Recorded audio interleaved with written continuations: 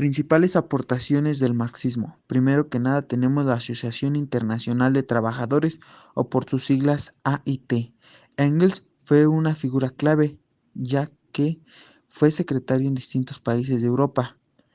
Posteriormente tenemos la creación del Partido Obrero Socialdemócrata Alemán en 1869, donde August suponía que sería todo un éxito para la AIT.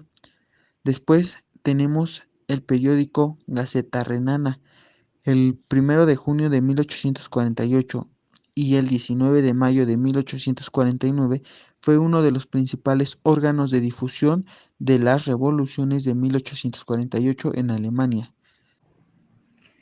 Otra aportación importante es el origen de la familia, la propiedad privada y el Estado. Tras la muerte de Marx, Engels continuó con el proyecto de ambos, rechazando todas las ideas de izquierdas que se limitesen a la mera reforma.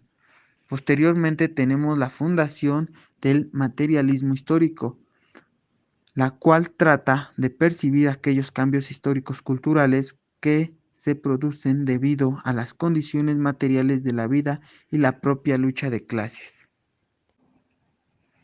Por último, tenemos el Manifiesto Comunista, en donde Engels y Marx son los responsables de la redacción del Manifiesto del Partido Comunista para el segundo Congreso de la Liga de los Comunistas, que apoyaba la tesis de Marx y fue publicado justo antes de los movimientos revolucionarios que surgieron en Europa en 1848.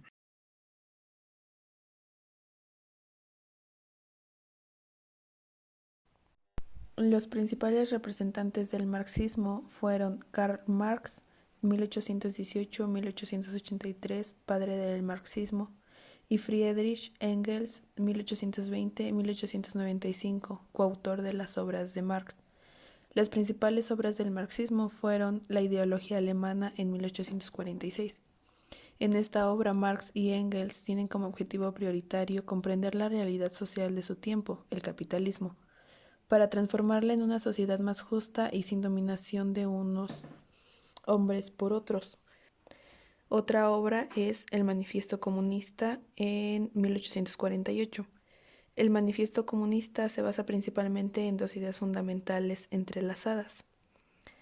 La primera, que cada persona y sobre todo cada sociedad histórica tiene una ideología distinta, un pensamiento social e ideológico distinto compuesto entre otras cosas. La otra gran idea que conforma el Manifiesto Comunista es la explotación del hombre por el hombre. Marx y Engels se dieron cuenta de que al igual que los esclavos eran explotados en la antigüedad, los trabajadores son explotados hoy en día. La otra obra es El Capital. El Capital es un magno tratado en 3 volúmenes. El primero se publicó en Hamburgo en 1867. El segundo y el tercero fueron publicados por Engels después de la muerte del autor, respectivamente en 1885 y 1894.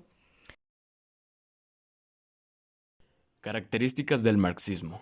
Las principales características de la escuela marxista son las siguientes. Número 1. Búsqueda de igualdad social. Todas las personas de una sociedad son iguales, independientemente de su situación económica. Número 2. Se apoya sobre el concepto de plusvalía. Debido a que el trabajo crea capital, este medio genera riquezas de las cuales se aprovecha el empresario, dando origen a la acumulación capitalista. Número 3. Iguales oportunidades para todos. Todo individuo debe gozar de las mismas oportunidades y el Estado debe tener en cuenta la capacidad de cada persona al momento de dar beneficios. Número 4. Establecimiento de necesidades cubiertas. Sin discriminación alguna, el Estado debe satisfacer las necesidades básicas de ropa, alimentación, empleo, salud y educación. Número 5. Menor consumo. El Estado debe encargarse de proporcionar una buena distribución de bienes y servicios, disminuyendo la necesidad de competencia en el mercado y el exceso de consumo. Número 6. Regulación de precios por el Estado. La regulación de precios, la sectorización económica y la centralización de los factores de producción deben estar en manos del Estado.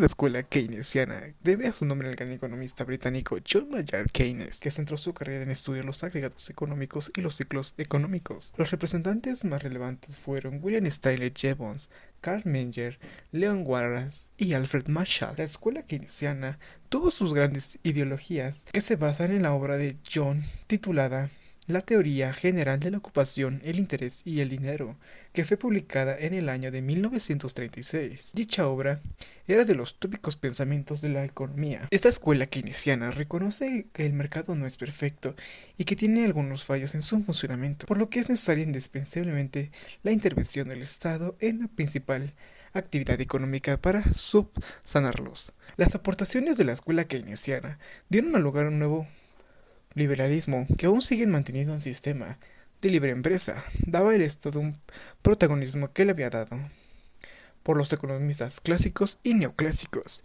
El problema es que con el paso del tiempo, el gasto público de los distintos gobiernos que optaron por esta fórmula se han disparado en diferentes estados de bienestar. Keynes creía que la principal causa de la crisis de la baja demanda deriva de las bajas expectativas de los consumidores. Propuso él que el intervencionismo como mecanismo para estimular la demanda y regular la economía en estos momentos de depresión. No solo eso, también estudió los problemas agregados de la economía, como el paro, la inversión, el consumo, la producción y el ahorro de un país.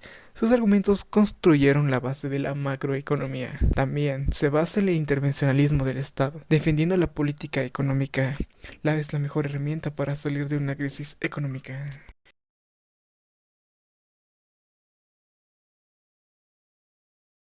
Las principales características de la escuela keynesiana son que sostiene que la política económica es la principal herramienta para sacar a un país de una crisis.